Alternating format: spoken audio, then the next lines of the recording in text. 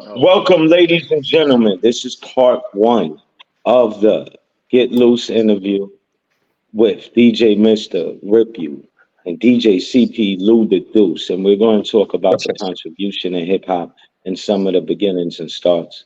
And we're going to start off with DJ CP Lew The Deuce. And the first question I have to ask is tell us a little bit about yourself, my brother. Yeah. A little bit of So, history in your background. for sure. So I appreciate you, Lotus, having us on. DJ Wrex, you know what I mean? So that's this is just a pleasure to be on, man, because me and Miss DJ Mr. Ripp-U, we also called him Lord True Hassan. We've been doing this for a long time, man. You know what I mean? So it's a pleasure to have us on, man. But so yeah, I mean, the starts come back. If we take it back to the beginning. So I was I grew up in Summit, New Jersey.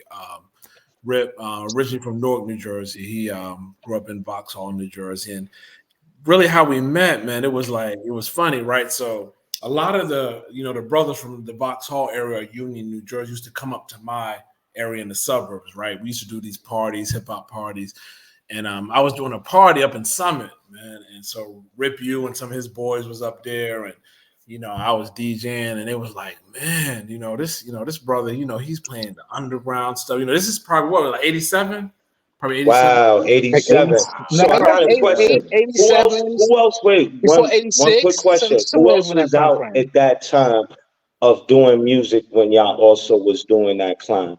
Like what other music was being played and what you was influenced by? So like we're talking about 87. So what artists? We're talking about the era where we got Audio 2, Super Lover C, Jungle Brothers, Rakim, KRS. Talk about it.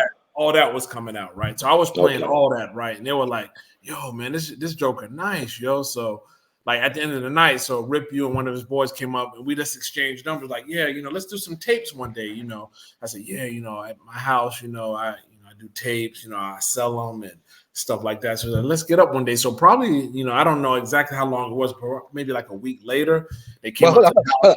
But hold on, I don't want to cut you. No, go ahead. If I'm missing something, bring it up. Don't forget. Now we are actually at the party and you're rocking. I come in and I'm like, yo, dude is nice. I'm like saying, I wonder if my man gonna let me rock on the turntable. That's true. That's right. I'm sorry, I missed that. So yeah, one of my boys nudged me. Nudged me like, do it. Yeah, so like, I think that was the connection because I think I let him get on, right? And you did a little something, and so we had the connection. He got on, did his thing, let him use some of my 12 inches and all that. And so he did that, and then we connected probably like a week later. No, it wasn't even that. It was like 2 days later, bro. 2 days later, okay. Dang. The big connection was, so I had a DJ partner who used to mix club music or what we call house music in New Jersey, and he knew Haas and all his people, right? I didn't know that. So they knew each other. So it was just like a big connection. So Haas came over and we just connected with everything. We connected with the 80s hip hop. We connected with house music that was coming out around 85 in New Jersey, all that stuff, JM Silk and, Jackmaster, all that stuff. So we was doing all that. So he came by and we was doing house music. We was doing hip hop. And that's actually where it started. So to make a long story short, it started out with that party in Summit. And I let Haas get on. Quick question. Yeah. Who was some of the people that at that point was actually doing some of the touring and shows that you also had some of the pleasure of being on the stage with? So now the shows at that time, so we're talking about 87, right? So I'm probably like 16. Haas was like 16. So like at my age, I couldn't go to like that Fresh Festival and all those big concerts where Run DMC was doing and UTFO and then all. So you was there from the whole beginning, right? Yeah, but I mean, I wasn't going to that, but that's the kind of concerts that was going on then, right? But I was that was a vibe back then. Right now, maybe a year later, after me and Haas was DJing and making tapes, we started heading to like Sensations and Zanzibar, seeing like Super Lover and Rob Bass and KRS. We started seeing all them at that time, maybe a year later. But at the time me and him met, I couldn't go out, because to see Run DMC and all those guys. So that's the time we're talking about. But to answer your question, we met at like kind of that real ill era, the golden era, right? all that stuff I just mentioned, those artists. That's where we met. It was a DJ party. I was doing it. I let him get on. He liked it with his boys, and they came over to my house, and we just started making tapes. And that's really how everything started. Just making tapes around 87, 88. Okay, one more quick question now for DJ Mr. Ripp-U. What started you into DJ that led you to that party? Ooh, that's it. Oh well, you know, what lead me to DJing, man? I used to real talk. I mean, like, I used to collect vinyl like forever, bro. That was come up a little closer, please. I mean, like, I used to collect vinyl. I mean, real talk. I used to collect vinyl at a young age. I mean, like, my mother couldn't afford to get me the turntables, so I mean, like, I had to learn how to scratch on her turntable, and it would piss her off. I mean, remember one time the needle broke, and my mom was like, "Listen, you know you're going to recover and pay for that needle, right?" But she, you know what I mean? But it clicked with her. Right, but it clicked with her because, you know what I mean? She could have really got disgusted with it. But it clicked with her. She understood what I was doing, and she respected it. So real quick, can I say something, but not mean to cut Rip you off, but Lotus? So, like, when he said that he used to collect a lot of records, I have to give Ripp-U, because I started out as a DJ and got into producing. Ripp-U used to bring a lot of those old things that he used to collect, the 45s and music, over to my house. He let me keep them.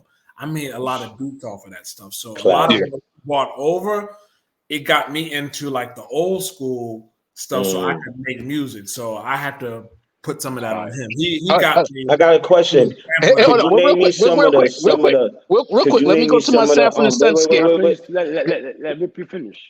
Oh, hold on, let me say something. I wanted to hear some of the where's my daddy's records? Of the records at that point that y'all was listening to. I wanted to hear some of the records at that point y'all was listening to that inspired some of the soul. That's a lot. I mean, we can go back. I mean, just a few, because there's a lot. I know the name. Y'all both DJs. So many, man. All right. So, do you remember some? I can go over a little bit, but do you remember any? I got a list in my head, bro. It's embedded in my head, bro. So some of them were like, there were a lot of break beats. So we're talking about like, Soul Shroud. We're talking about James Brown. James Brown stuff. I mean, there's a lot of songs from James Brown he had. This is so many. Anything. Miles Davis. Who? I don't think Davis. Miles Davis was one. Then he had Curtis Mayfield. That was a big one. Yeah, a lot of Curtis. He had Sly and the Family Stone. We said yes, you got it. Yes. I'm about to say something to blow your mind. I think it was your record. So you remember of De La Soul, the song that they used from Stakes is High. That's what I was thinking about. That was my song. De La Soul song where they used we're talking about like what was it? What's three myself, what was that? What was De La Soul's first 12-inch? Me, Myself, and I. 5 Holes in the Lawn. 5 Holes in the Lawn. 12-inch from 5 Holes in the Lawn. Right. From George Clinton. So that particular song. There you go. Wait. Yeah, that's what I'm talking about. Check this out, right? So that particular song, right before it came out, I was just messing around with some DJ stuff, right? And I did the transformer just like you heard in that record before it came out. That's crazy. When it came out, and I was so mad. But yeah, that was his record, though. You remember that, True? That was his record. I just used to crazy. That was transforming that, and then it came out on that song, yo. So that's the kind of stuff he was bringing. I mean, this is so much stuff that we had. Oh man, Jane. Okay, let me see. So Chubb Rock's song, "Treat 'Em Right," right? There was a remix that had a James Brown sample. Doom, doom, boom, boom, doom, doom, doom. So that, I don't know if you remember that particular. What was that one called? Do you remember? It was the remix to that. It was his record, but I had the sample that song. It was actually the bass line for "Treat 'Em Right," but it was pitched down. It was pitched down. Original record, and I made a beat to it. So there was a lot of stuff that we put together from the De La Soul to that Chubb Rock. We was putting stuff together before it even came out, man. Yeah, that was something deadly right there. Yeah. Brilliant mind, man. Brilliant mind. But it was a lot of his records. I mean, I still have them to this day. in my closet. A lot of the old souls they're still in the crates, man. Yep, they still in the crates. That's how I have a question. Both of y'all was DJing about the same time? Pretty much, yeah. Yeah, it's a sound like it. The only difference is I think he had the equipment. I didn't have the equipment. Yeah. So I was probably DJing he was more. DJing before Haas you. was more so Haas did everything. He was dancing. He was DJing. Wait. Hold on, brother. You was dancing. Break that down. Break that down, Hassan. Hold on. So I used to dance as well. Me and my man Trev, we used to do routines. I used to dance for a lot of good, R&B groups. A lot of groups that were doing amateur night. So I first came into the scene basically. I just wanted to get the feel of the whole.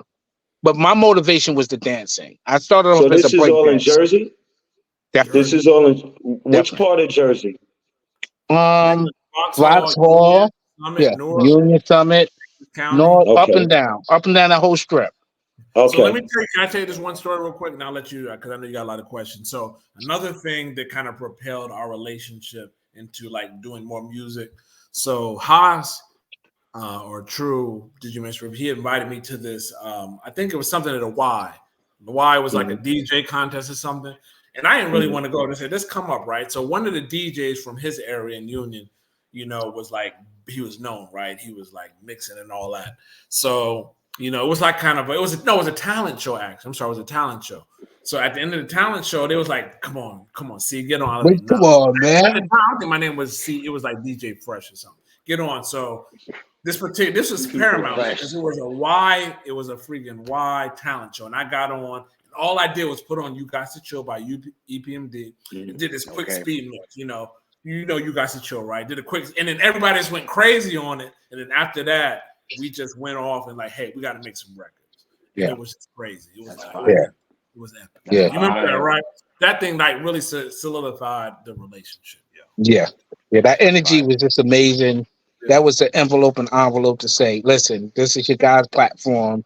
Just because you're bringing this energy and we don't hear that same energy portrayed throughout the music, look, I was just blessed by it because it was just something that happened. You know what I'm saying? And hip-hop is normally planned in sequence. You know what I mean? You got a motive. It wasn't that. So we just, we gelled and it was just, a good vibe. That's how we knew we had a strong bond. So that was the thing. And the big part, it was the art of what we loved. It wasn't about like, us being known or money or something. We just loved the art part of the artist or the artistry part of the music. We were into the essence of the cutting, the producing, the dope lyrics. That's just what we was into, man. So well, I got a question. Your brother seemed very talented, and from how you did your first start from like the DJing. Now I want to get up to the MCing because it's a lot of questions we gotta go through because we have a lot of different perspectives with talents. We're gonna break down. That's a whole and I'm glad to have your brothers on the platform to discuss this because it gives a bigger insight into everybody's perspective and significance in this hip hop community of ours. You know what I'm saying? Yeah. So now my question is, how did the transition go from the DJing to becoming an artist between you and Mr. Ripp-U, or was y'all transitions on the same time, or was it differently? I'll let y'all take the floor with that. So I'll start, then I'll let you go, Rip. So before I met Rip, there was a guy from Summit, RIP. He passed away now. His name was Pac, P-A-C, Pac-Man. So he used to come to the house and we used to do, tapes. He used to rap, he used to DJ. So we used to kind of call ourselves, he was my DJ. This from in Summit, New Jersey, right? He was a DJ. I mean, he was the MC, I was a DJ. So we used to do tapes and all that. So, he was nice and everything, right? And we was like, hey, man, we should try to do a demo one day. But, it was a brother. He was a cool brother, all that, into the streets and all that. So he really wasn't that serious like I was. I wanted to really get into it and get stuff done. So we never did the demo. And then, me and, met Ripp-U at the party. And then we did everything that we just discussed. And so what we decided to do was eventually, this kind of to skip some other stuff that went through. We said, hey, man, let's we should probably try to, get a demo done and all that, right? Because so he used to, so like I said, Ripp-U was really talented. He did everything, so he was an MC. And then my DJ partner, like I mentioned before, he did club. I did the hip hop.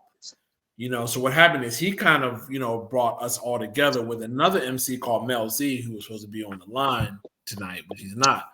He came in because he knew him, and then another brother named Ali, he knew as well, brought him in. He said, hey, you need to meet this DJ from Summit. They was all from, pretty much, Ali was from Union, Mel was from Irvington. And they all used to come to my house and, we used to rock and make tapes. And so what happened was, with that connection, Ali, Mel-Z, and Haas, it was like, hey, let us be, the MCs, and let's make some tapes. Let's let CP do some break beats and let's make something. So that's kind of really how it started with I would say us three. And so what we did eventually was we got down with a guy in Union. I think his name was Barry, and his brother had the home studio. And I think Haas probably hooked that up with Tread.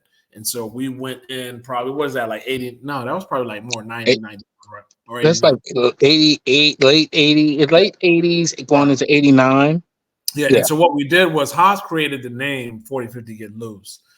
Initially, it was 4050 Get Loose, and it meant because we used to drink a lot, right? So the 40 was for the brews, and 50s was for the states. So we said the 40s is for the brews we drink, 50s is for the states that link, meaning that we rock in the 50 states, but we drink a lot of brews, so we're going to put the 40s in there. That's where that name comes from.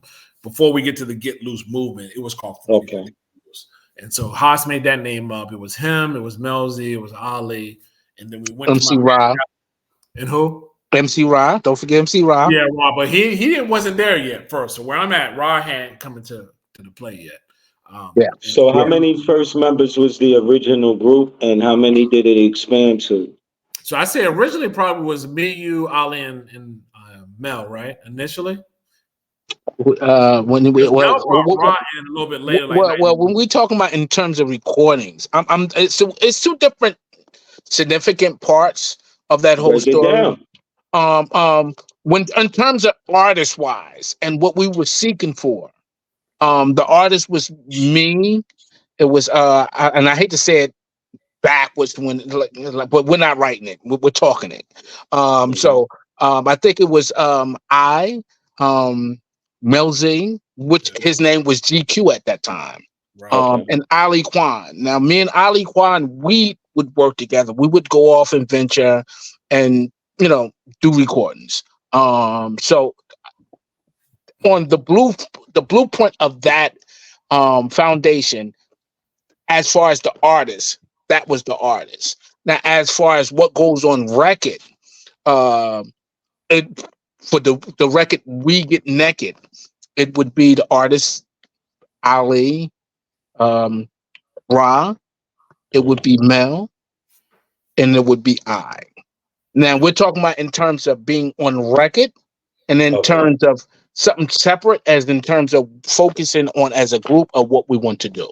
So we're talking about two different entities. So there were active members. So hold on, there was active members and inactive members, meaning there was active members that was on the production side, and there was inactive members that maybe didn't make the record, but still was like in the cipher of the group.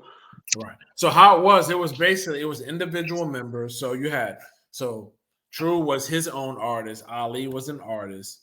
Okay. Ra was an artist. And then the guy Mel-Z, me and him was actually a group. We had a group together. And I was like the producer of everyone.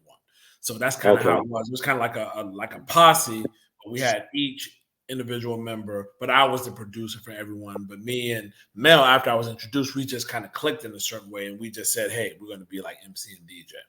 And so that's what happened. And eventually we did record some demos. None of those specific demos ever made, we never had a demo that actually went on like a record, but we did like some demos that did go out to try to get to the record part back. And this is we're talking about like 90, 91. Yeah. Wow. So we had pretty much 4 artists, we did demos. So that's what we did. I want to key on something that's important and significant to this story. See, I knew Mel. I knew him from elementary school. I knew quite a couple at that town that we lived. Your I knew connection's Mel coming at in and out, my elementary brother. school, and okay. See, the funny thing, can you hear me now? Yeah. Am I good? Okay. So the funny thing about that whole connection is that I actually knew Mel in elementary school. And I think during the period of time we connected a bond. And during that whole breakdancing and dancing period, me and him end up getting together and we was creating routines for a talent show. And something happened rather than another, and his family had to move and they moved to East Orange. And so he was not able to be in the talent show with me.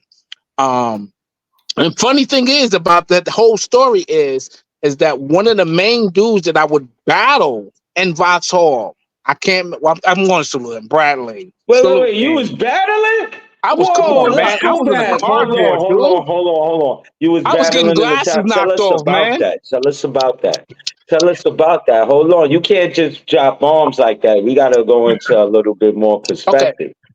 I mean, like, when you talk about in terms of breakdancing, I mean, it was certain people you knew was nice. And so I know that those that are nice, people visually, they want to see them come together and interact.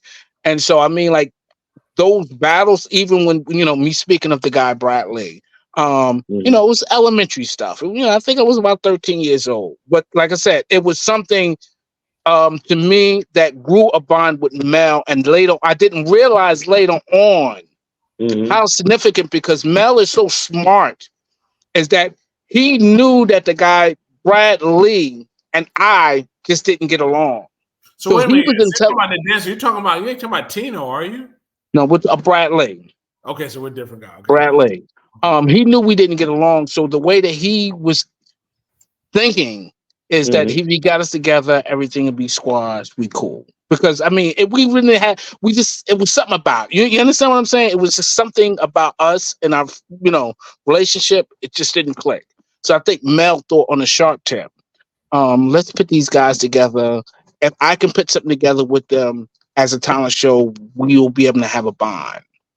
But like I said, what happened is Mel ended up moving, so he wasn't able to be in that talent show.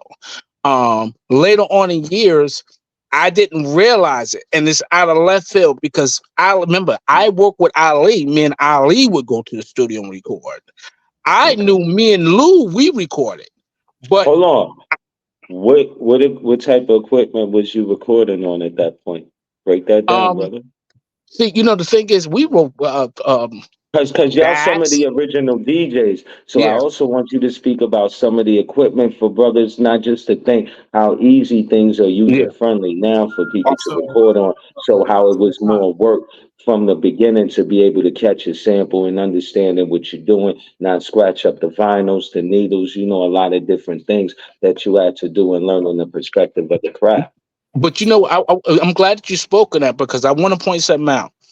I think the first utility that I used, I want to get my hands on it to this day. It didn't have that many seconds, but that Casio was a nasty motherfucker. That's what I used at home. Everybody had a Casio. That original Casio, that sampling machine was nothing to play with, bro. That's a fact. But actually, what we first recorded on for demos at Barry and Larry's house. So Larry had the ASR 10. I'm sure you've heard. Of course it does. And we had the DAT, and we had a reel-to-reel. So it was like kind of some of that early stuff around 90. Don't forget the Elises. The Elises, right? I had the Elises drum machine, but that's pretty much what we used to actually record in the studio. So like at home though, like in my house, I had a Casio. That's all I could afford, right? So what you probably heard this before. With a Casio, you speed stuff up 78 to get as much time as you could get in it, and then you would have your samples, right? So I used to use the Casio at home just to get the main music in, and then when I got to the studio, he put in the ASR 10, and then I had some time. But yeah, it was ASR 10, it was the Elises drum machine. We had reel to reel, so we go back to reel to reels. I mean, so a lot of that started off early for you, huh? We're talking about 89, 90, 91. There were still reels and DAT tapes.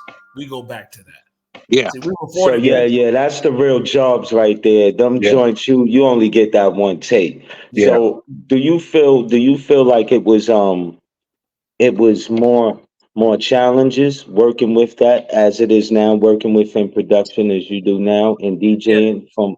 It's totally different now. Let's give you an example. So back then we was working with the DATs and the reels. In 2010, you know, we met up again, right? We was like, hey, we have a lot of music that was unreleased. What we gonna do with it? So remember MySpace, right? So I ended up meeting Craig G on MySpace, right? I met him. We was like, yo, and then Craig G, he was actually selling his verses to work with artists. So we was like, yo, he's one of the artists that we love. Like, yo, man, let's get together and do a collaboration. So literally, we go from that to 2010. All we had to do is I had to send him a beat by email. He took the beat, took it in his studio, dropped the lyrics, sent me the lyrics on MP3. I put my beat all together and mixed it somewhere down here in North Carolina at one of my home studio guys who I was down with, and boom, we got a song. Right. So it was totally different. It went from MP3, email, from that to reel. It was totally quick. But I feel like it stretches out the wave of people you can work with more. It shortens the amount of work time. But then again, you have more different people that come from that time of recording. Like they like to fill the people out, sit in the studio and fill a song with the artist. There's different types of people that have different type of temperatures. And I don't know if he played it for you. I don't know if you played Craig G for him. When I sent him that beat, we was going to rock to. He set the tone. What he said? He was like, yo, CP nice with the beats, man. It's that I mean, he was like, he made that freaking verse. And how long did it take him? I mean, probably 2, maybe 1 hour. I mean, he had that stuff back to us quick. I mean, so genius. Wait. So you sent it to him and he sent it back that quick? That quick. You sent it? Dude, look. Craig G is a freak. He's so underrated. Craig G is a freaking genius. Probably even less. If I had a monument with the president, Craig G would be on there most certain, and that has nothing to do with crazy hip hop. It just have to do with his because sharp with Mel and Haas met him at an album release party for Derek X from Brand Nubians, right? After we did the song, so they really got to interact with him in person, so they really know like how he was back in 2010. But this dude took that beat that I did. This beat that I did was back from 98, 97. And he did a verse and so quick. And I don't know if he played it for you, but he was like, what did he say, yo? You remember what he said? He was like, Craig G, he was like, he went in. He went in. He went in. So my point was, it was like done so quick. There's no way back in the 80s, late 80s, early 90s, that we could have done something that quick. Right. The technology just made it so quick. Yeah. Work with him. We was getting ready to work with AZ, Dr. Ice from UTFO, one of the MCs from Fearless 4. We was gonna work with all of them, man. Yeah. All those projects and don't forget. Hold on. Y'all speeding me up in the discography. Hold on. We gotta build up, brothers. Hold on, bro. Listen. Y'all already started throwing me down to 2010. Hold on. We just got finished breakdancing with DJ. You jump. We want to look. I want to know. We got to build up. We got to talk about the first record y'all created.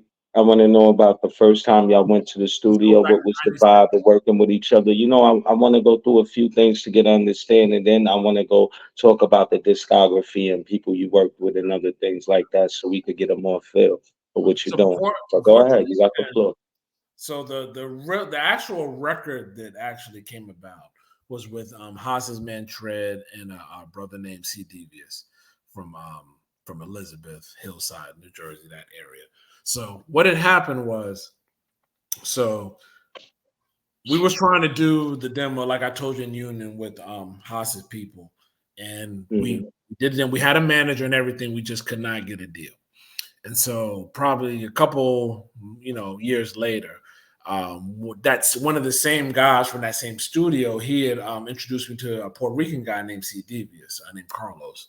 And, you know, Haas had brought in his boy Tread, and we had, the long story short, brought them together to make a group called Mass Confusion, right? And so wait, hold on, break that down. Explain the members of Mass Confusion. I like that. I definitely remember the record. I feel it was fire. I want to hear a little bit about that. And you know, prayers go out to my boy LB Tread, and you know, I'll let y'all explain, you know, everything else with our brother that couldn't be here to, you know, give his part of the interview also. Yeah. So really, so what happened before Haas brought in Tread is, so Barry was one of the guys. So Barry's brother Larry was the engineer back in '91 when we were doing those demos where we couldn't get anywhere, right? Brilliant. And everything. Unreleased. So what happened? Barry he knew this guy named C. Devious, Carlos, brought him into me because he knew that I was producing, making beats. So he introduced us. So what we tried to do was I made some beats and then Carlos rocked over them, right? It was nice, but it wasn't like, you know, it wasn't like hot, it wasn't fire, right? So then Haas brought in that wasn't nice. He brought in LB, he brought in LB Tread. LB Tread was the cousin of Barry, who was the manager, right? Ended up being our manager. Oh. And so what happened with that was he introduced LB to Carlos, and then I had this beat I had probably when I do my dirt. I probably did that maybe in 95, 94, just a beat I was just playing around with. And I played it for him. He was like, yo, this is the one, right? So they said, yo, C, do the hook for it. I said, man, come on, man, I'm just a producer. I cut, I do beats. I don't talk. Nah, we need you to do the hook. So I came up with the hook for it. I do my dirt. I do my dirt at night for brothers on the. I just came up with it real quick. They said, yeah, let's use that. Now the name of the song came up by the manager, Barry. He came up with the song. He said, let's call it Let's Do My Dirt at Night. All he had to do was give me that name, and then I just came up with the hook. It sounds grimy. Yeah, they did the lyrics, right? And then we put it out. You know, we did it in 95, and then Barry created a independent label called Bomo Records, and he put it out on that, and then it came out. Bomo. Okay. And it came out in 96. And what was really profound about that record was what happened was Barry had he was over in New York and in the city. And he just went to I think he went to Hot 97. He went to all these places to try to get it played. And he ended up going to Hot 97, running to Bobito and Stretch Armstrong. Threw it to them. They listened to it. And so literally when he threw it to them, probably like, I don't know how long it was, maybe a week or something later, 12 a.m. because so Bobito and Stretch Armstrong had a show on Hot 97 from about 12 midnight to 3. They threw that. I used to listen to that Stretch and Bobito. Hottest joint. They played nothing but exclusives all the time. They threw it on there. And we thought, yo, they played that. We thought we was about to blow up. Yes. Yeah. Everybody's listening. Well, hold on. Let me take it back. Before they even put on Hot 97, you might even remember this. You from New York. Stretch Armstrong and Bobito had a show also on Seton Hall's radio show. It came on at 3 a.m. in the morning. Wow. Real late. They put it on there first. And, you know, we put on the record, all of us listening real late. They played it on there first. And then later on, they put it on Hot 97. And when we heard it there, we was like, yo, we about to do something. And so what was real profound about that record is they put it on Hot 97. And what we didn't know from, let's say, 96 all the way to 2010 was that record somehow made it overseas. And it was underground. Yeah. Underground classic. Yeah. And don't forget the Hank Love show. People was putting up on YouTube with 10,000 plus hits. It was everywhere. I was like, why we ain't know this back in 96? I mean, 2000, it was everywhere. We was pulling, I had pulled up stuff on the internet where they was comparing my beat to DJ Premier. I'm like, what?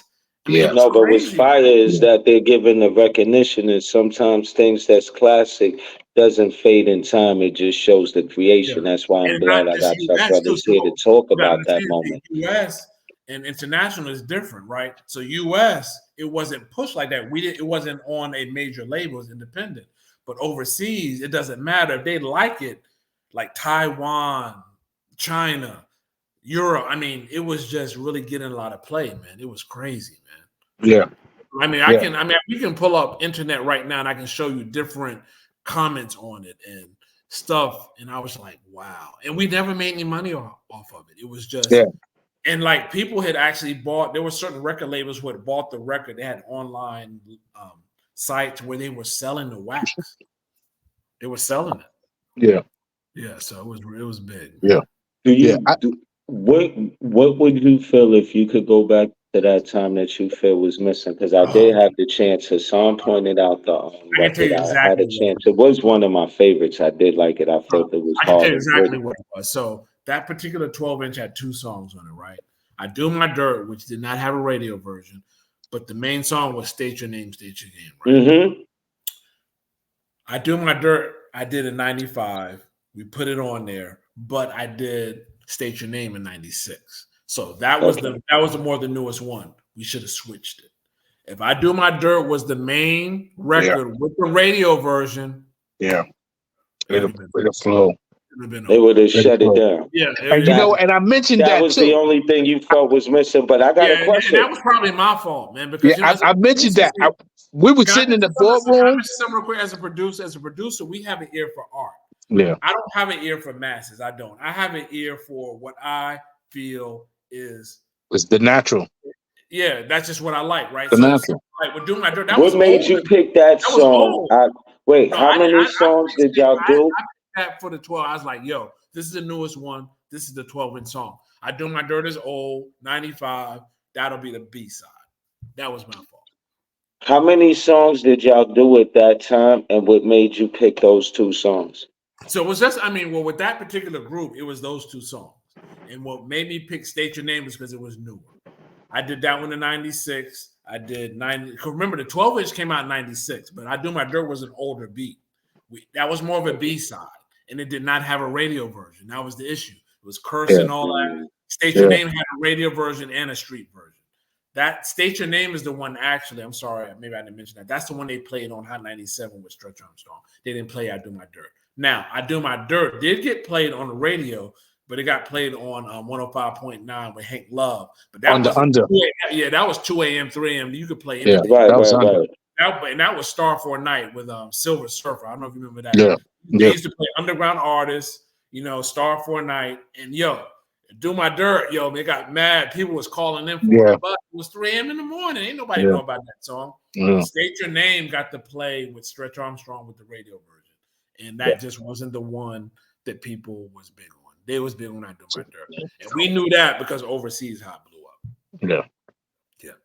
Go ahead and add some. If I miss something, Haas, I'm gonna point out. I remember us sitting up in the boardroom and we was discussing it. If I do my dirt at night, and I'm saying to you, see, nah, dude, you got to do an edit version. You like fire? Yeah, it was old to me, man. It was a year old, and I was like, man, that's old. Man. No, but you know what? The reason why I was saying that to you is because I think when we talking about in terms of music, people are so much in a busy. If you're not Luther Vandross or you're not the Carpenters, and the lyrics are not patent. And when I mean patent, I mean the lyrics. Somebody wrote the song and somebody else sung it 3 different times in a different way. It takes out the challenge. So what I was saying, only reason why I was saying that is because I knew that with music, one error that you make could shoot you in the toe. So I wanted to open up all envelopes in terms of music is concerned, because see, sometimes radio clean doesn't necessarily get the underground scene. You understand? As well as the underground don't get the commercial. But if you can somehow clean it up and put them together, it makes sense. Yeah. You know what I'm saying? What he's saying is, I remember, I think it was Ripp-U and my man Mel-Z said, "Do My Dirt" is a song. Yeah, but I couldn't hear it because as a producer, I want what's new and what's relevant, right? Yeah, that's a beat that I made that was old, but that was the one that people liked. And if for some reason that would have been the one they would have made as a radio version and put that out as a single, because that was not the single. The single was "State Your Name." Yeah. Do you think it would have did better than "State Your Name" having a radio version? That was the only one on that 12-inch that had a radio version. But So you know if what? that had a radio version, you And a feel street if they, version. Had both. yeah, it would. I Okay. only had a street version only. Yeah. And so How you know, long? How long? Wait. How could I get your brothers explain the process of making that record also? Yeah. So pretty much. I mean, so we recorded it at the same place. That I said, Ripp-U, Mel, and Ollie, when we were doing our demo, was the same studio. It was a home studio. Barry he created his independent label called Bomo Records. He had it pressed up. And so, he had it mastered and everything. He did that on his own. I don't really know about that process. He did that. But we recorded in a home studio, and that was and the thing is, those two songs are the ones he said he wanted. That's the group he wanted. Mass Confusion, those songs. He invested the money. He was the executive producer, created the label. I was the producer of the music.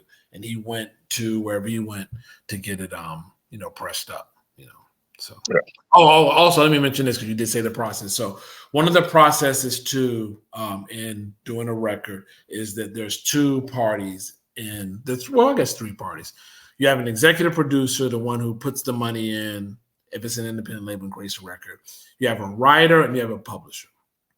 Okay, and both the writer and the publisher have to be part of there's two publishing companies. One is called ASCAP, one is called BMI. The one that he wanted us to be members of was ASCAP. So that means we had to fill out the paperwork to become a writer. So the writers are normally the ones that write the lyrics or do the music. And so with publishing and writers, as far as how money is concerned, it's a 50-50 split. So if you're a writer, meaning that you write the lyrics or you do the music, you get 50% of the royalties. If you're a publisher, you get the other 50%. So the publisher can be the executive producer, can be the record label. In our case, we didn't have a major record label. It was independent. So Barry had all the publishing. What we signed, which we probably shouldn't have, we signed for him to get all the publishing. So he got that, and we just got the writers' 50% portion. I got a portion for being a producer. They got the portion for being the writers of ASCAP. So let me ask you a question. Just a quick question. Now, this is just a question for you. Yeah. So you never got the writer's credit for no, the I whole? did. So as a writer, as a producer, you can get writer's credit, 50% of the royalties, right? So whether you produce or write, writer and producer can get 50% of what's called writers.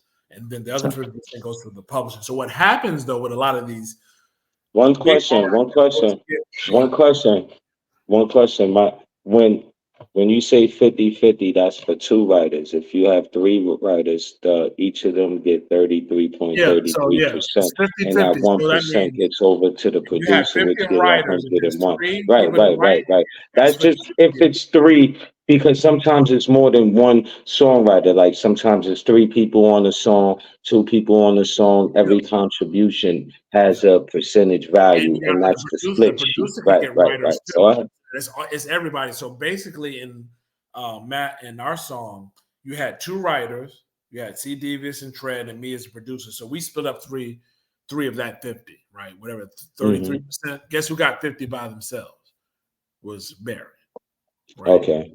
It was exactly that's how it works. So what happens, just to give some perspective and context, when you have these artists that go out there, I got stardom, I got a record, 50% goes to that record label. You might have a Wu-Tang or somebody has 5 artists. They splitting up how much in 50 that, so they're not getting anything, right? Or sometimes, you know what I'm saying? Sometimes it's supposed to be 50-50.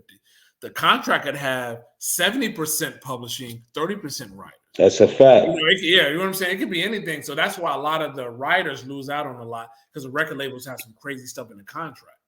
Do you feel more it's about negotiations? 50-50 for publishers. Do you feel it's more about negotiations, how people may lose out if they don't know how to negotiate the intellectual property value of their songs or their catalog, or and a lot of them don't have attorneys, so they're just ready to get out and do a record. And what if the contract says, okay, 10% writers, 90% publishing? You don't get it. it can happen if you're not reading it and seeing that. It could be like that. It can say that. And it's a wrap, right. Yeah. And then they look at the point, and a lot of people went through that. And I think it shows a lot of understanding, because a lot of times what I feel like is missing is people don't go into the content of what we should be more aware of within the industry. And it's not just about the creative perspective, but understanding the subdivisions of what we're signing, understanding the importance of publishing, of copyrights. There's no such thing as the poor man's And the copyright, thing is, because you can have copyrights. I met a lot of brothers that still do poor man's copyrights instead of just paying the money and sending a collection to the copyright office, which I felt was crazy. But you know, everybody have their perspective of I'll understanding. be honest with you. I never made any money off Mass Confusion, my nothing, never. Barry took all in. I mean, I'm not trying to say anything against him, but me, C. Devish, we never saw a dime off of that. Now they might have saw some of the shows and stuff we did. But as far as even the record sales overseas, and don't get me wrong, it's not like it was a gold record, but we didn't see anything off of that. And that's what leads me back to what I was saying. I know we got this big to do in Congress. That's why they need to revamp this music industry, because the forefront person that's providing the services is not getting the equal opportunity like these business executives are doing. And like, it's not benefiting anybody but the executive. And so my thing is, as a community shareholder, what good is it if you're not going to give back? But to be the devil's advocate, right? You have to think about one big point. When you first come out, you're very hungry. Some people know they have the product, and some people don't know they have the product. So talent alone could get you heard, but that won't get you in a different. There's international, and there's domestic, and then there's on the block. Playing it on the block is where a lot of people do, which is a great marketing tool to see how people may feel. But that's not the parameters of what a label expect you to do on the run. So and now, on the run, there's a lot of things to do. Did you hear what happened about with like KRS and Boogie Down Production with B-Boy Records? They didn't make any money off of that, man. Yeah. B-Boy Records, whoever the publishers were, they didn't have any publisher that. He talks about that. Now, when KRS became his own after Scholar Rock passed, became his own artist, he was hip to that. And then he went with all the job records, all that. Like B-Boy Records, he explained B-Boy Records, they took everything. So, and let's make this clear. Let's just make this clear. This is one thing. At an earlier point, I got a chance to meet Uncle Bob, and rest in peace, the late great Jack Allen. We did a showcase for him at Amarachi's Lounge in Brooklyn, right? Yeah. Blew it up, of course. Minority Mob Entertainment, Lotus, Anonymous, DJ Wrex, like producer. But outside of that, you know, it was like when I met that brother, if I had the chance to sit down with KRS-One, I have a few questions for him. Yeah. My first question would be, at that point, what brought him into the deal with the three individuals that formed BDP, which is the original late great Jack Allen, Uncle Bob, and another individual, which I forgot his name at the moment. But those are one of the three individuals, which is the original investors. So when we heard of BDP, we just seen them as the face, which is like a brand ambassador. There was other people, which is you do your homework, you know, because some people, you know, I know. You know who the producer of that album was, who put a lot of that music together? Was Said G from Ultramagnetic MC. Yeah. I wonder how much money he got. Probably not. Yeah. Hold on. CP, real quick. I heard that Said G bought all the production and then like Scott and all them helped put it all together. Yeah. A lot of people was getting cut short on that department. You absolutely right, my brother. You didn't speak on behalf of the relationship that you and Mel had with Duke Booty. Talk about it. I'll talk about that. I'll be right back. Talk about it. Let's talk about it. You know who Duke did not? Do you know who Duke Booty is? Do you remember that, Lotus? Who he is? So no, Duke I know, but explain that for our audience. All right. So Duke Booty, so to take him back before he even came up with his record label, he was one of the writers of The Message with Melly Mel and Grandmaster. He wrote some of the lyrics on that. So that's where he goes back. So Duke Booty had a record label called Beauty and the Beat. And you might remember the artists he had. So he had a DJ Cheese and man, what was the name of the group? Oh man, come on, Haas? You need to help me. What's the name of the group that DJ Cheese DJ for? DJ Cheese was Hassan took a commercial break and don't even say that. I know he did. It was 85. King Cut, you know you want to slide. Oh man, the song was called King Cut in '85. That was his first group on his label. And DJ Cheese, they were from Plainfield, New Jersey. The rappers were from Elizabeth, and Duke Booty had produced the record. And it was the name of the label was Beauty and the Beat. Came out in '85. And then there was a couple other artists he brought on. There was a group from Baltimore called Triple Threat. If I play it for you, you know what it sounds like. Okay. And then there's another group he produced. I forgot the name of it, but the song is called What the Party Needs. But so what happened, what Haas is talking about, so this is before we did any songs or anything. It was probably like around maybe like when we were like in 11th grade. But so Mel-Z on his I guess his 12th grade graduation party, like they had a party in Elizabeth, New Jersey. And what happened was they asked Mel to get on stage because Mel, you know, he could MC, right? So he didn't want to get on stage. So literally, this is what I was told. All the heads, they picked him up like an Onyx video, how people fall in the crowd. What? They picked him up and put him on the stage and said, "Yo, you gonna rock." And Duke that's fire. And Duke Booty happened to be there because he was from Elizabeth. That's where the label was from. Mel rocked, killed it, all that freestyle, whatever he did. And afterwards, Duke Booty had said, "Yo, I want you to come and, you know, do a demo. I want you to come to the studio." And so I had met probably Mel maybe 4 months or something after that, and he had told me about that story.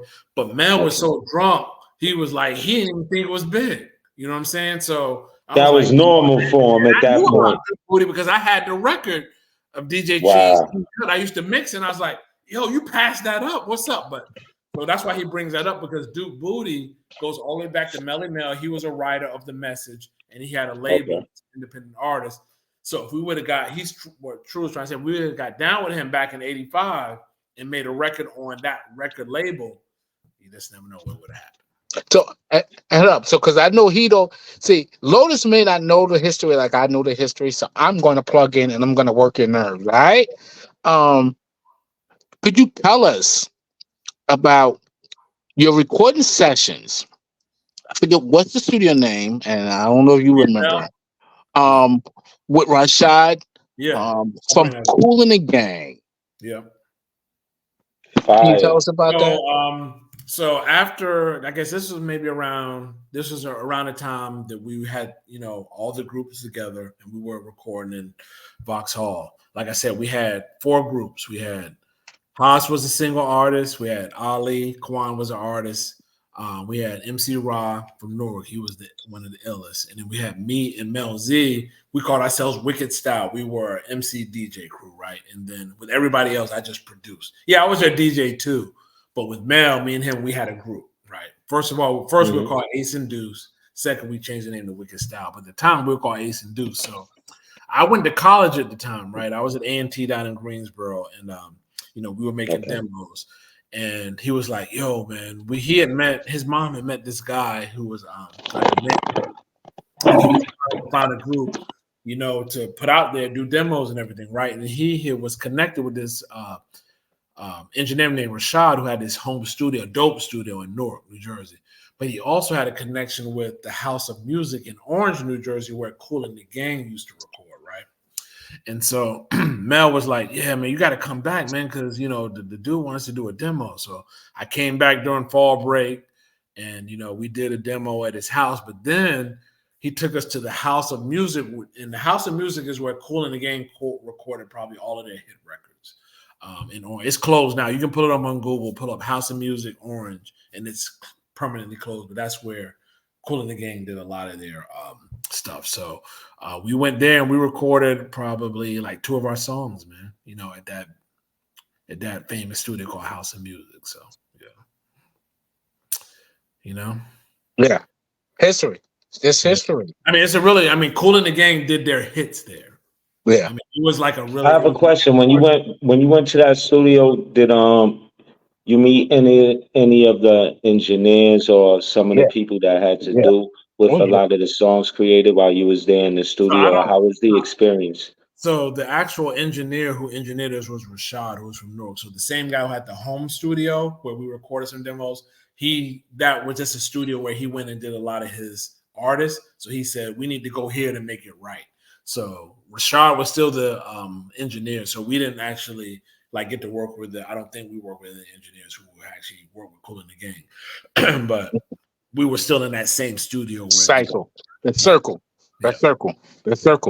So it was an awesome experience. I mean, we was in a full-fledged studio.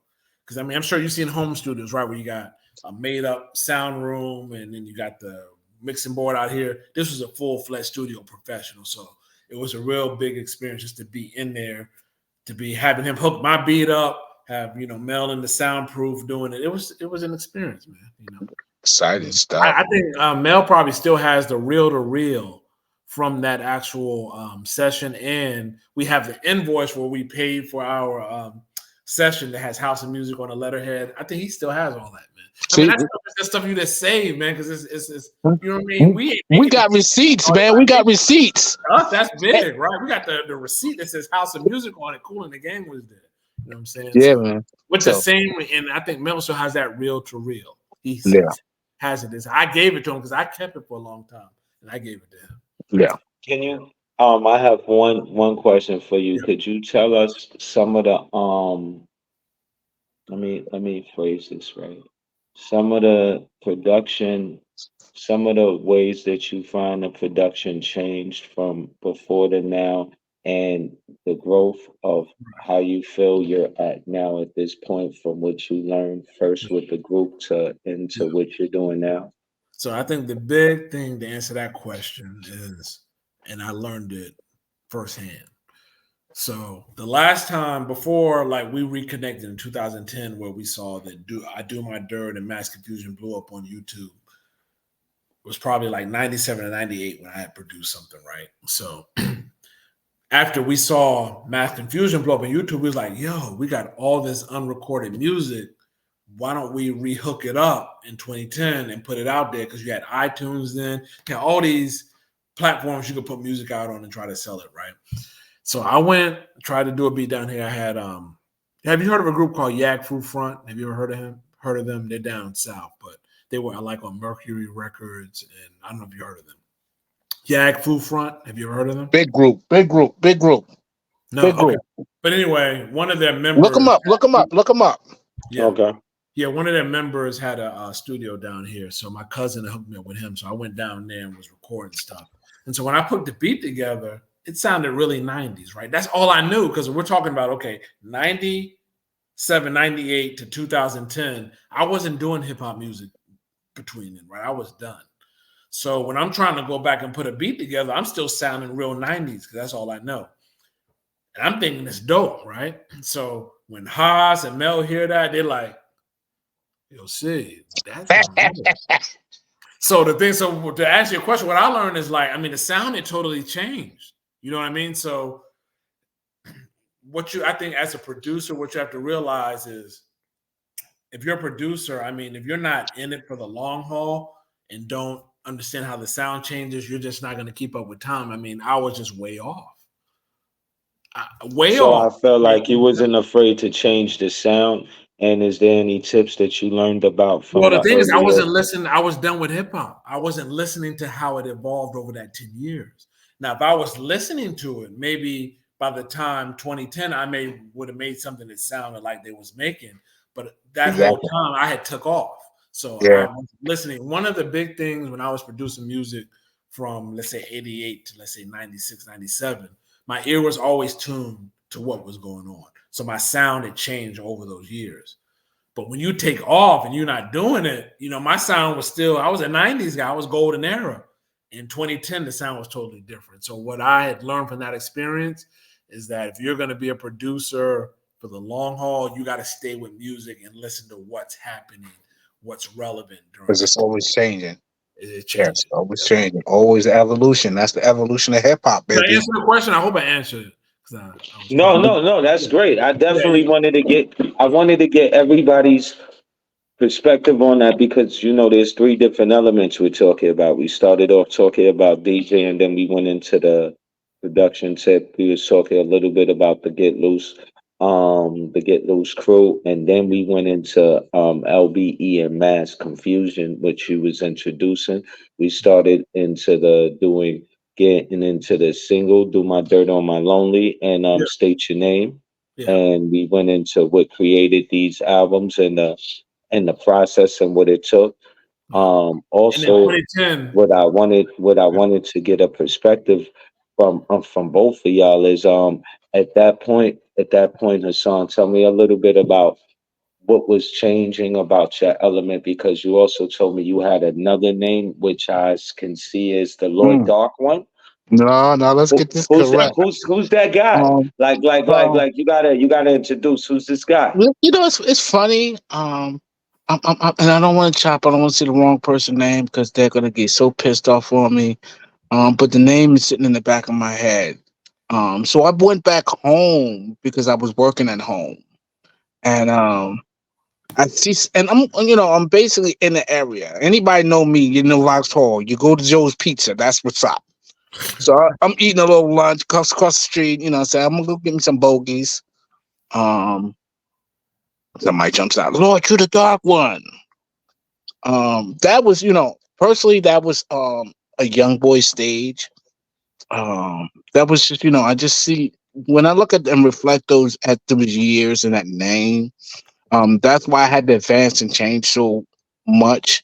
And I don't know the significance and how the name Lord True the Dark One and DJ Mr. Ripp-U um both balance out each other in some kind of sense. But I always looked at Lord True the Dark One was like my dark stages of music, something to prove. You know what I'm saying? Going the extra mile. I'm the dopest. So those, I mean, starting off with that, and I'm gonna get back to the name. The Lord True the Dark One was my original hip hop name as an MC from 4050 Get Loose. Up until Get Loose All Stars was 2010, which I had seen something totally different. And my mind state was in still as a DJ source. So the name DJ Mr. Rippy was more of a battling significance behind that. So it's important to understand that I think as an MC, I didn't want to take away, I didn't want to saturate it. So the only thing I could do is just keep up with that name, Mr. Rippy. all right. And Can I just interject real quick because we missed out a part that, that Mr. Rip-U needs to. We need to let this be known because this was big, right? We missed this whole thing. So, and I know you know, but Mr. Rip-U was a DJ on 105.19 in New York. He needs to talk about that. And he did parties with Tony Touch and all that. You need to touch on that. That's big, man. He was on. Listen, Mr. Rip-U. That's what I'm talking about. Stop holding out, man. We having a real. We talk about Tony Toka and all these guys, man. Let's talk about it, man. We ain't coming here playing no games. I ain't smoking blunts for my health, but it's good to go green, natural, organic, man. yeah, man. Tony How did you Touch. get on the radio? How did you get on New York radio, man? And then how did you do that? How was you linking up with Tony Touch and them parties in New York? I think what made me branch off into radio, because Get Loose has always been about showmanship. And so I don't think that we got a chance to branch, or we did mixtapes, but we was able to branch off. We did like we did radio. We did radio, but we didn't do it in our DJ CP Lou, DJ Mr. We didn't do it to Stretch and Barbito the way we wanted to do it. You know what I mean? So with me, I think just the evolution and just trying to just be growthful over the time and just learning to adapt. I was able over the year to just connect with Tony Touch and to be able to, perform live, and like I said, I mean, it's so much I'm missing out of because it's like that question How is. did you get on 105, man? You need to talk about how did you get on 105? That was a big station. How did you get on?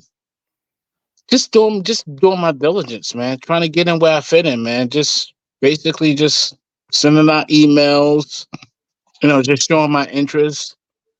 Just pursuing. You know what I mean? That's how that. You know what I mean? For the most part, that's how that played I have one question for both of y'all brothers that our audience may not be aware of. When you say DJing, what categories of music do you DJ and play for each of you separately? I want y'all to break down, and I also want to elaborate more, Mr. Ripp-U, about your first show, your first music, and some of the things that we didn't get to go into the detail about.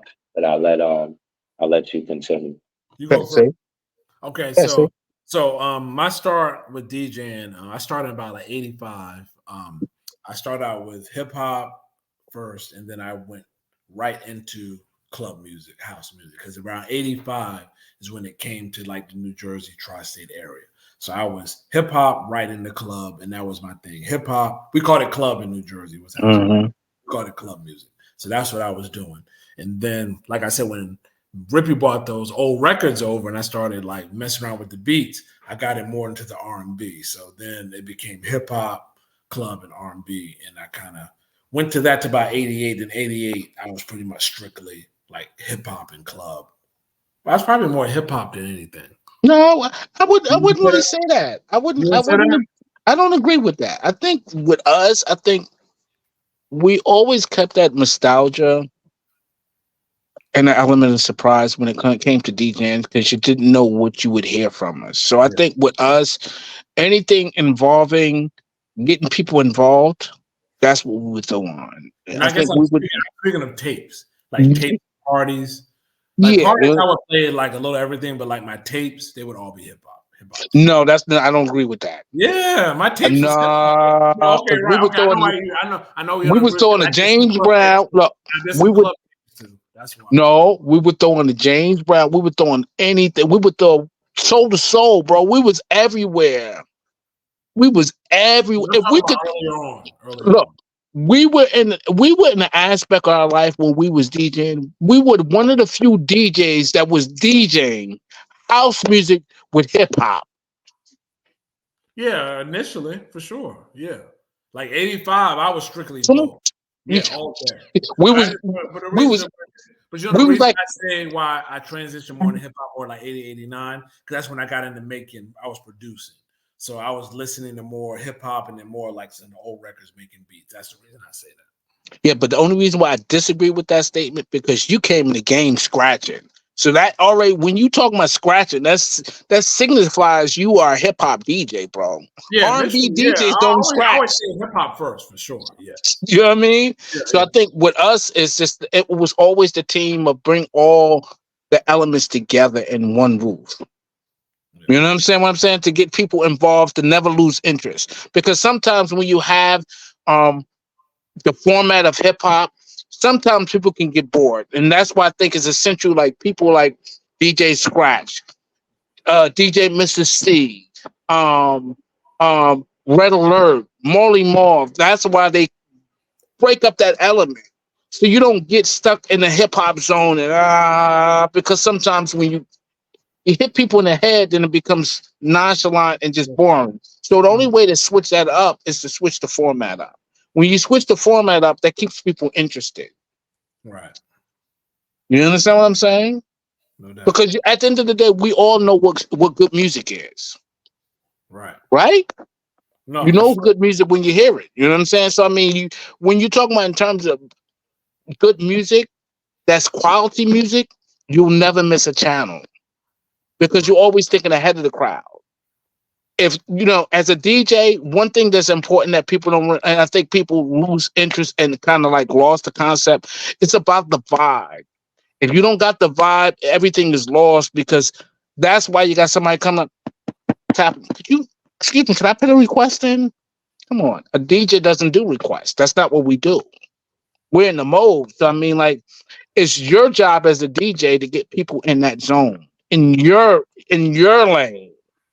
You follow what I'm saying? You don't have to be in everybody else's lane. You need to be in your lane. And the only way to be in your lane is to stay natural, bring the element of surprise, also bring the element, just the different genres of music.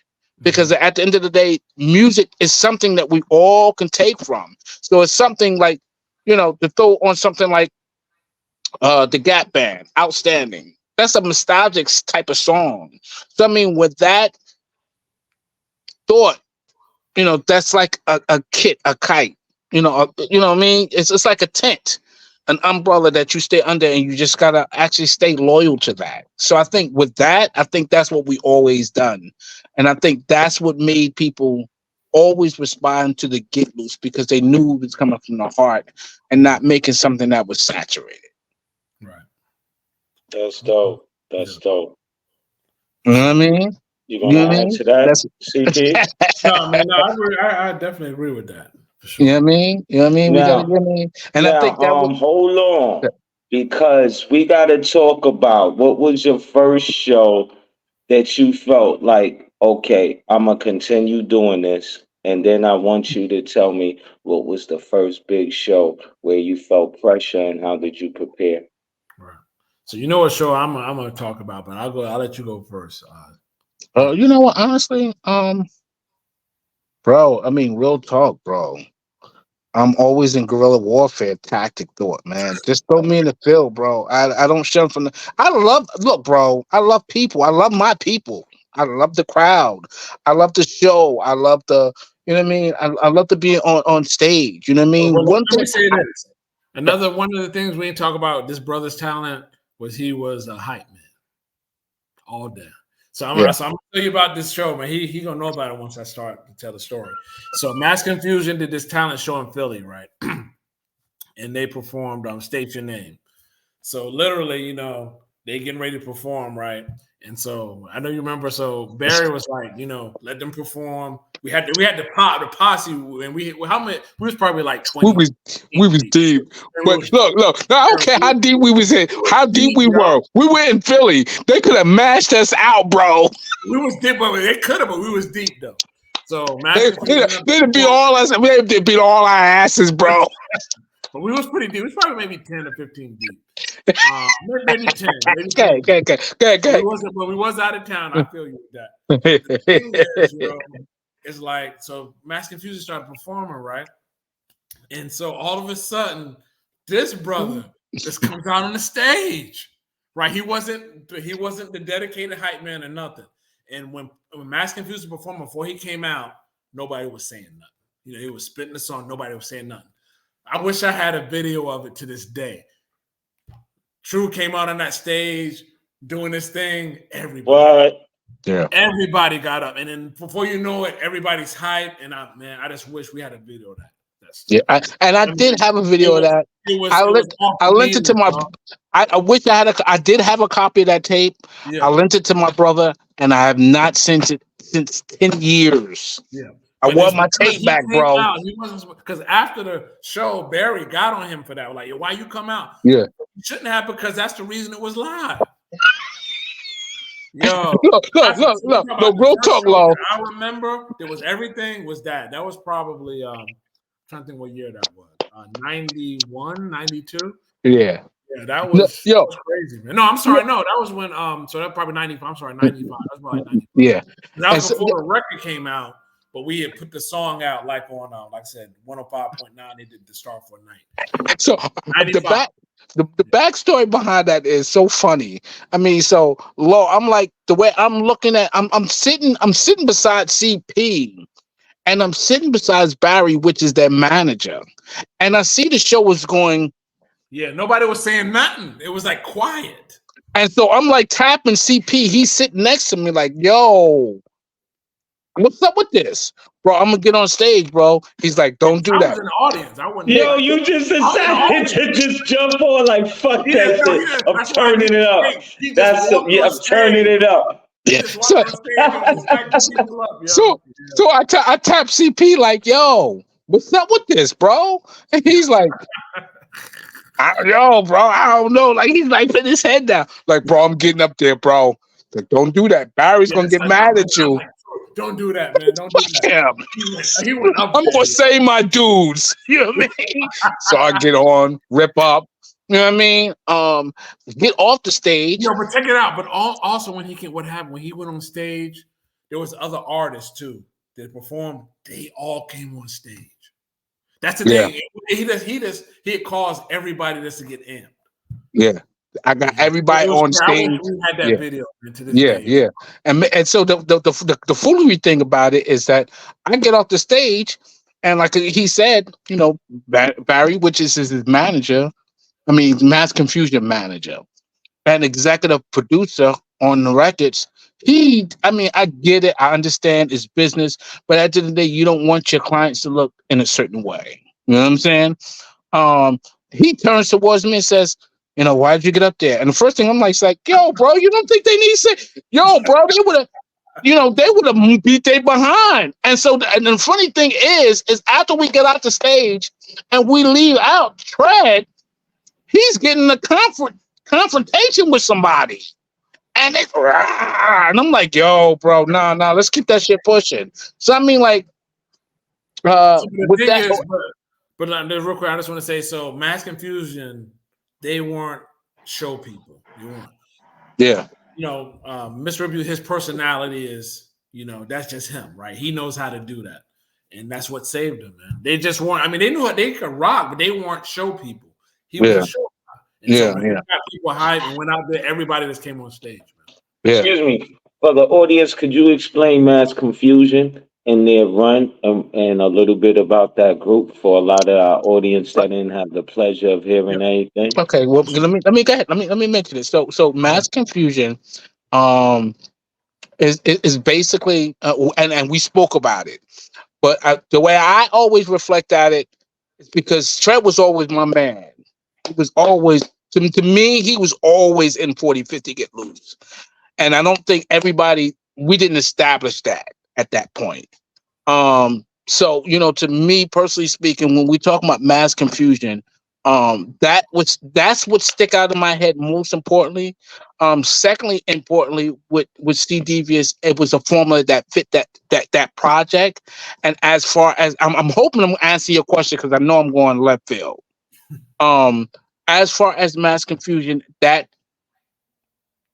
group signifies Tread most importantly and C Devious.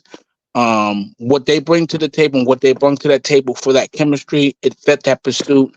Although they're under the umbrella of Get Loose, I think what stick out to me, even with that dealership and that relationship, I think they got to overshine more than what we do as artists. Because I think you think about Sylvia Roberts with Sugar Hill Gang. She contracted that group. And I'm not taking it away from it because Sugar Hill Gang is the shit. You know what I'm saying? But I won't think once you create something, it changes the dynamics as a whole. Because sometimes that suit don't fit that practice. So with that run with Mass Confusion, I think that run with, back to the question that you said, that run with Mass Confusion, I think that lasted between... It was pretty much 96. I mean, the record came out in 96. So yeah, I think it lasted for about like at least 3 years though, right? Yeah, as it came a group. out in 96. So I would say as far as US, maybe 1 year. Yeah. When we talk about international, I mean, that happened over a span of a decade. And then so we saw a thing in 2010 that were happening over a span of a decade. Yeah. And so when I think about I had to put this up here on YouTube. I don't know if y'all can see. Yeah. There you go. And I think, and I'm gonna get back to the question which you were saying about what you screen share. You might be able to pull it up if you want to pull that up on screen share. But you can have on YouTube. And you can pull up crazy posts. You tell them. See, I think, and so what I want to get back to what you were saying with what happened with the group. I think what happened is business wise, they just wasn't ready. Yeah, and they didn't get picked up either. It was an independent label. I just don't think, and I think personally, I think between me and you, and I mean no disrespect, because C Devious is always going to be my brother. Tread is always going to, and they're always going to be brothers. But you know what, brothers, they fight. Yeah. I just don't. The thing is, that group was put together. It wasn't like a crew that came up since they were kids, right? They were brought together. So you know, Haas knew Tread. You know, I met C Devious through Barry, the manager, and we all brought them together as a group. It wasn't like they came up as a group, so it was easy to get split up because they didn't grow up together. They didn't really know each other. You know. Yeah, and this and I'm a jump low. I'm going to jump. I got to jump the line. Yeah. So I mean, I All think. right, so listen, Hold my on, real brothers. quick, How real quick. about this? We're going to continue this discussion Oh, you want on me? Hold part on. You two. want We've been going for a long time now. We have. Listen. We're going Don't. to continue this discussion on part two, and Okay. hopefully we'll have the other brother here so we can get all different perspectives Yeah, we from need him to talk. everybody on We part Mel-Z. two and continue the conversation of Get Loose in the interview, of course, with Living Off the Usual, DJ Mr. Ripp-U, DJ CP, Lew The Deuce, and shout outs to DJ Wrex, Ike the producer, and Dinga Brown, Anonymous Lyrics. We got a lot Appreciate of you things having us on, coming. bro. Dylan. Oh, wait, Thank wait. you And so hold much. on. Don't forget to tell them. Don't you got an album you working on, Mr. Ripp-U? Yeah, some coming. It's something Yeah, coming. we're It's, going to it's talk something about coming. that in It's part something two. So coming. that It's gives something y'all coming. more And we to got to talk tap about into. James 90, You know man. what I'm saying? Yo, Yeah, we got to get hope that we remix hope by y'all DJ James 90. we hope everybody enjoyed the beginning of this, and in part two, we'll get into more detail of the discussion of the Get Loose team, and not just that, the music they created, it, the contribution to hip hop, and we'll have another one of the brothers that was there in the Sure. movement to bring that. So peace and blessings to everyone. Enjoy, and I look forward to the second part of this interview and having everybody tap in. Low, living off the You usual. good? Of course. You good? Peace out. Peace.